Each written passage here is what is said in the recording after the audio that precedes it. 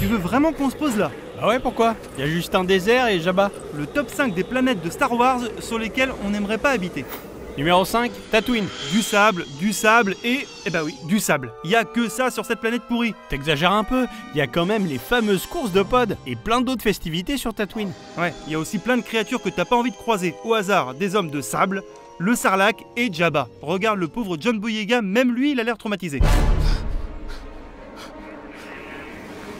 Numéro 4, Kamino. Bon alors là j'espère que t'as bien profité du soleil de Tatooine parce que là c'est terminé. Message à l'attention de tous ceux qui se plaignent du mauvais temps à Paris, n'allez pas sur Kamino. C'est simple, là-bas il ne s'arrête littéralement jamais de pleuvoir. C'est pour ça que la planète est recouverte par les océans? Je pense oui.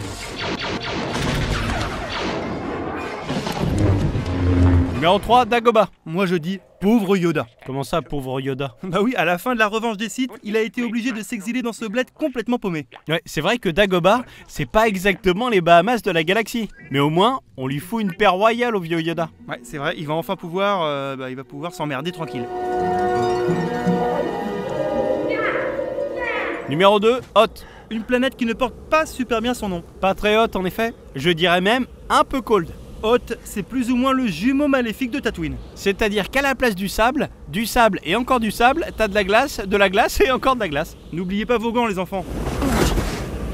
Numéro 1, Mustafar. Vous avez attrapé froid sur Hoth? Oh pauvre petit. Mais pas de panique, vous allez pouvoir vous réchauffer bien comme il faut. Ouais, par contre attention à ne pas glisser parce que cette dernière planète est entièrement recouverte de lave. Question sécurité, verdure, joie de vivre et tout ça, c'est un peu le pire endroit de la galaxie.